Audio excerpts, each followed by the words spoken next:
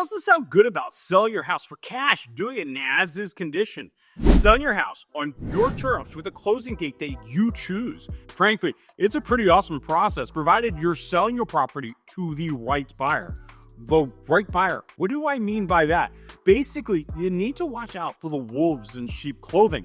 We in the business, we call these folks wholesalers. First, what is a wholesaler? And then second, why do you need to be worried about selling your house to one? Now, a wholesaler is someone that will go under contract on a property with zero intent of closing on the property themselves.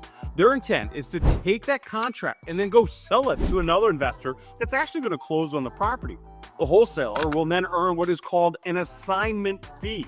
Let's use some pretend numbers. Let's say the wholesaler, we'll call him John, goes under contract with a seller at $100,000. John will then sell that contract to another investor. Let's call him Paul, the one actually planning on closing on the property and doing the work. Keep in mind that there is no standard amount for an assignment fee. It's whatever the market is dictating. Maybe John sells the contract to Paul for $30,000. This means that Paul will show up at closing with $130,000. Paul will pay the seller his $100,000 and then $30,000 to John for the assignment fee. So what's the big deal?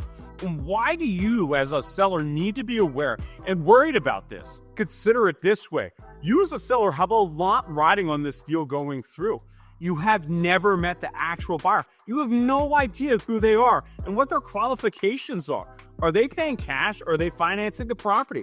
All things that you have no clue about. Maybe that new buyer will walk through the property and see some things that your initial buyer didn't initially agree to. And this will cause them to demand a price decrease. And this will normally happen right before closing, leaving you in between a rock and a hard place. You are essentially dealing with a middleman who doesn't have any or very little amount of skin in the game. And should something happen, it's you that gets hurt. So how can you be sure that you are dealing with an actual investor? All investors say that they're going to pay cash. If that's the case, then have them show you a proof of funds. You also need to use some common sense and just listen to that gut. Ask yourself, does this guy or gal really have the means to buy my house and do it in cash? Are they really young? Or maybe they showed up in an old beat-up pickup truck. Ask yourself, does this person really have the ability to cut a couple $100,000 check to buy my house?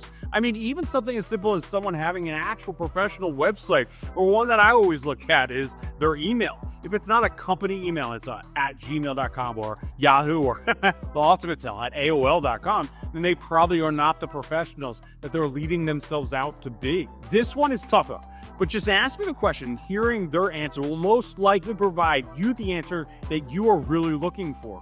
All of these contracts will have what's called an assignee clause. This will allow an investor to assign the contract or, in the case that we're talking about, sell the contract to someone else. Now, I have a different reason for having an assignee clause in my contract. The reason for me is that I will put the property under agreement using my company, Bluefin Property Buyers, LLC. But this isn't always the LLC that I close in. I have a couple LLCs that we rotate through. The reason being that I don't want any other assets in the LLC from a liability perspective. So having a assignee clause allows me to put the property in another LLC that I own in order to decrease my liability. So ask them the question, see what their answer is. If they stumble and can't give you a logical reason, then you know what the deal is. After that, I'd straight up ask, are you going to be the actual person closing on my property? One last thing that you will want to be vigilant about is watching out for any hidden fees. I have heard of many companies sneaking in these fees at the last moment. As for what is called a seller net sheet, a seller net sheet will provide you with a close estimate to how much you will actually walk away with once the property closes and the liabilities are paid off.